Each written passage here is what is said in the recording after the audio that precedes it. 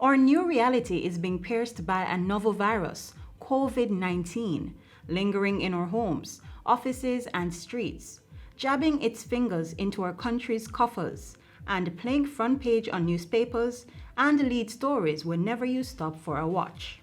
On March 10, there was one, and from one to two, to few, then to many. The not so simple truth is that the virus has spread. There are cases without a trace, so much so that here in Jamaica, we're now paying keen attention to the topic of community transmission or spread.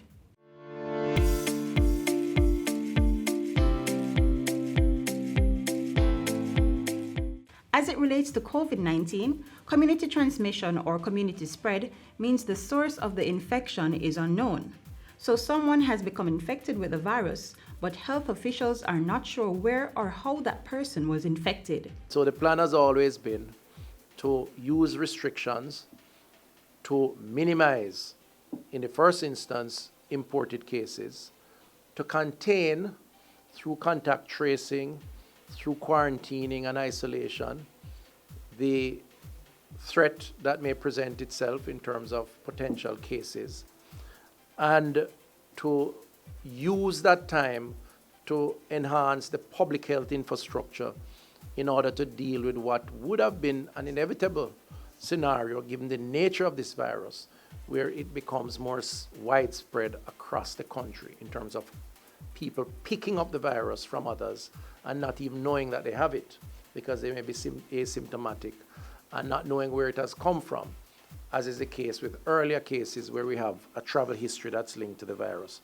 That phase is called community transmission or community spread. Within this outbreak, there are 4 different phases. So there's no cases. We changed from no cases to what is called sporadic cases, just a few cases, which are likely to be imported cases. And then we have clusters of cases. That's where we have persons who are linked to each other. So you got the infection from a known person, and that is cluster. So they're probably in a geographic area together, or they went to an event together. The next phase is called community transmission. This is when there's large number of cases that are not linkable to other cases. And there will be multiple unrelated clusters. So now that we understand community transmission, here's how it's getting a little more personal for us as Jamaicans. It is expected, it is understood that it will happen. It is the way the virus works, and that is the case in all countries.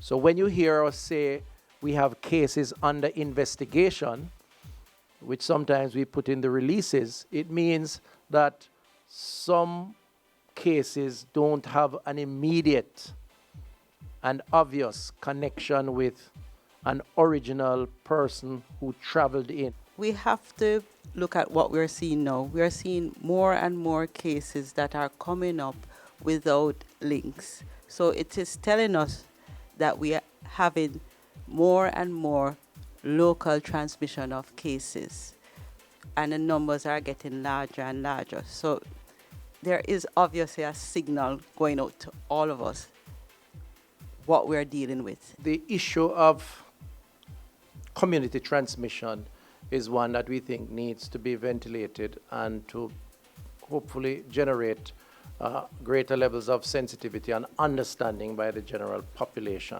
Community spread could mean patients who are not as ill to require hospital care and therefore would have to be staying at home and isolating in order to get well.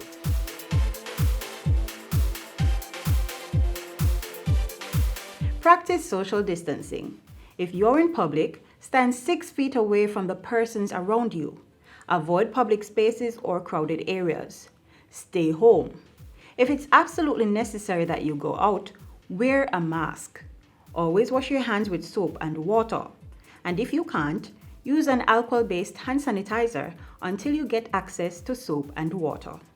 But if we don't manage the virus, then it could spread too fast, too quickly, and could be a real challenge for public health to respond. So that terminology of managed spread is something that Jamaicans are going to have to eventually adopt, recognize, and understand. And that's the community spread phase that the efforts of public health have to be working on.